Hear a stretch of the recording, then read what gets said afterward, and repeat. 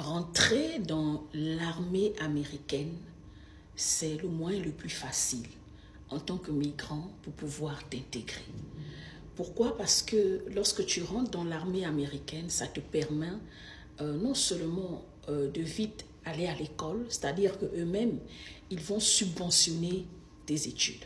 Donc, lorsque vous arrivez en tant que migrant, quelle qu'en soit votre origine, euh, allez-y à l'armée. C'est entre 18 ans et 35 ans. Si vous êtes dans cette marge d'âge, vous êtes un homme, une femme, vous êtes un jeune, même si vous êtes étudiant, quel qu'en soit le type de visa que vous avez amené, mais dès lors que vous avez la green card, quand vous avez la green card, allez-y à l'armée. Et quand vous rentrez à l'armée, en moins de 1 an, vous avez la nationalité. Et vous avez la possibilité de faire venir votre épouse, votre mari, vos enfants, votre maman, votre papa. En tout cas, un membre direct de votre famille. Et ensuite, quand vous sortez de là, vous avez un salaire fréquent. Fréquemment, vous avez un salaire. Vous avez beaucoup d'avantages.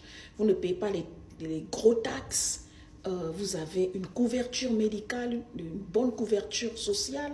Vous pouvez vite acheter votre maison. Donc, en fait, vous vous intégrez vite. Qu'est-ce que beaucoup de gens font? Ils rentrent à l'armée, ils signent un contrat peut-être de 3 ans ou au maximum 3 ans ou 4 ans. Quand ils terminent leur premier contrat, après ils démissionnent. Vous voyez, non? Juste le temps de vite s'intégrer, de se faire un peu d'argent, de terminer les études de l'école. Parce que quand vous venez aux États-Unis et que vous prenez tout sur vous, c'est très lourd. Vous voyez, c'est très lourd.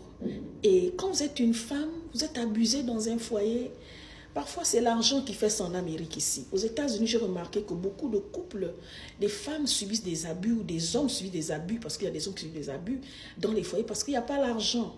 Donc, le coût de vie est tellement cher qu'à un moment donné, même quand l'homme a des sentiments pour toi, tellement que toutes les charges sont sur lui, il devient agressif, il devient méconnaissable. Vous voyez? Donc, rentrer à l'armée. Comment rentrer à l'armée? Allez-y taper sur Google how to work ou bien how to get in army, how to become a military in US, how to become a military. On va vous sortir des cages d'où vous allez cliquer.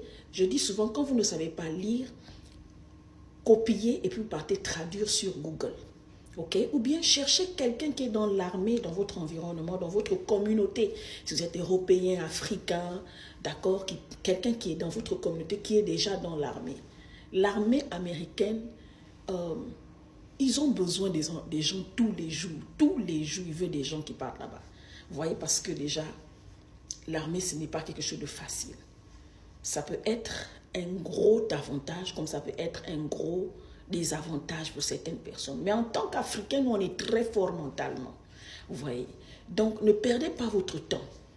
Perdez pas votre temps quand vous arrivez. Faites tout d'avoir votre green card, vous rentrez à l'armée. Vous comprenez? Ça va vous éviter de perdre du temps. Gagner en temps quand vous arrivez ici.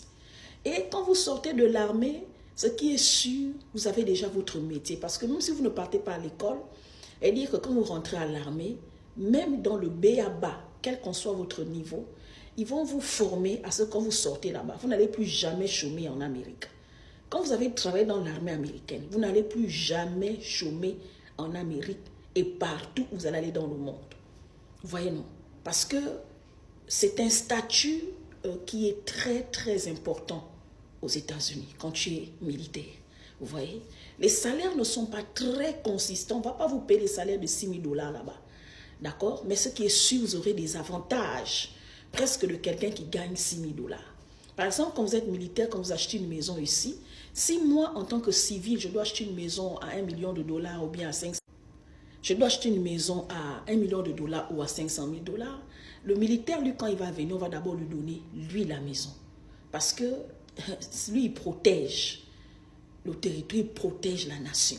Vous voyez, il protège le continent. Donc, il a plus de privilèges qu'un civil. Donc, rentrez à l'armée quand vous venez d'arriver. D'accord? Allez-y taper sur Google. Il y a même sur YouTube. Il y a des jeunes. J'ai mon fils, un jeune Togolais là. Aujourd'hui, il est à l'armée. Il est venu très jeune, il a commencé à travailler un peu. Aujourd'hui, il est à l'armée. Je vais mettre le lien de son YouTube en commentaire. Il est déjà même sur TikTok ici. Il est rentré à l'armée depuis aujourd'hui. Il a réussi sa vie, il a sa nationalité. Il est tranquille, il s'est marié. Voilà, donc l'armée, c'est bien. Si vous pouvez rentrer à l'armée, rentrez à l'armée. Ça va vous aider et ça va vous faciliter la vie. Parce que la vie en tant que migrant, quand vous arrivez en Amérique, ce n'est pas facile, ok? Un peu